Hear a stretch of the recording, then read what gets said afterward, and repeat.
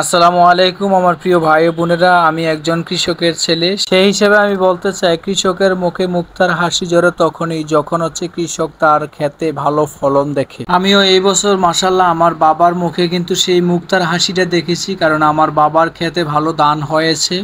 সন্তান হিসেবে আমি আমার বাবাকে স্যালুট জানাই, কারণ আমাদের জন্য আমার বাবা দিন রাত পরিশ্রম করে এত পরিশ্রমের ফসল হিসেবে এই ধান ঘরে তুলেছি এবং এই ধানগুলো আমি এখন উড়াইতেছি। আমার ভিতরে প্রচন্ড আনন্দ কাজ করেছে যে আমি আমার বাবাকে সহযোগিতা করতে পারতেছি এবং এই ধানগুলো উড়াইতেছি এত কষ্ট করে। আমার বাবাও খুব খুশি। একজন সন্তান যদি তার বাবাকে কোনো কাজে সহযোগিতা করতে পারে, তার কাছে এর চেয়ে বেশি আনন্দের আর কিছুই থাকতে পারে না। আর সেটা যদি হয় কৃষি কাজে, তাহলে তো আরো বেশি আনন্দ। আমি খুব গর্ব করে বলতে পারি যে আমি একজন কৃষকের ছেলে। আমার বাবা এত পরিশ্রম করে কৃষি কাজ করে ফসল ফলায় এদেশের মানুষের মুখে খাবার তুলে দেওয়ার জন্য। আমার বাবার জন্য আপনারা সবাই দোয়া করবেন। আমার বাবা অনেক অসুস্থ হওয়ার সত্ত্বেও কিন্তু আমার বাবা নিজে এই জমিগুলা চাষাবাদ করে এবং নিজেই কিন্তু সব দেখাশোনা করে, কারণ সে জানে লোক দিয়ে যদি এই কাজগুলা করাতে যায় তাহলে তার অনেক টাকা খরচ হবে, আর টাকা খরচ বেশি হলে যদি সেই ফসল হয়, ফসল বিক্রি করে আর খরচ যদি একসাথে হয়ে যায় তাহলে কোনো লাভ নেই। আসলে একজন বাবা যে কতটুকু চিন্তা করে তার সন্তানদের জন্য এবং তার সন্তানদেরকে ভালো রাখার জন্য, তার ফ্যামিলির সবার মুখে খাবার তুলে দেওয়ার জন্য। আমি যখন বাবা হব ঠিক তখনই বুঝতে পারবো আমাদের বাবাদের মর্যাদা, বাবারা যে কত পরিশ্রম করে এই সংসার টিকানোর জন্য।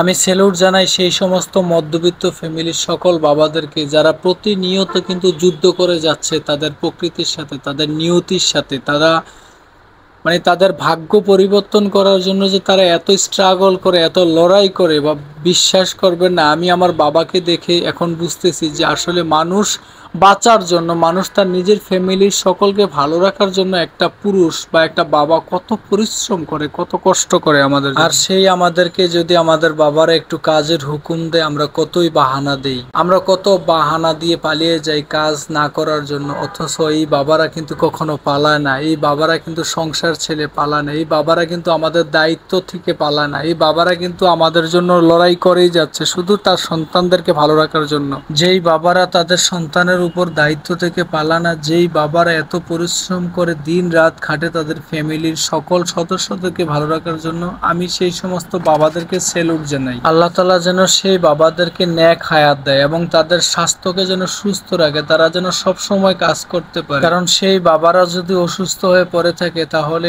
অনেক সংসার কিন্তু কানা হয়ে যাবে, অনেক সংসারে হাল ছেড়ে দিবে। কারণ এই বাবা ছাড়া এই সংসারে হাল ধরার মতো কেউ নেই। আমার মতো এমন অনেক মধ্যবিত্ত সন্তান আছে যাদের বাবা ছাড়া এই পৃথিবীতে আর কেউ নেই। এই বাবা যদি তার বটবৃক্ষ, এই বটবৃক্ষ যদি একবার ছায়া দেওয়া ছেড়ে দেয়, তাহলে সে বুঝতে পারবে যে এই পৃথিবী তার জন্য কতটা অন্ধকার, কতটা কষ্ট।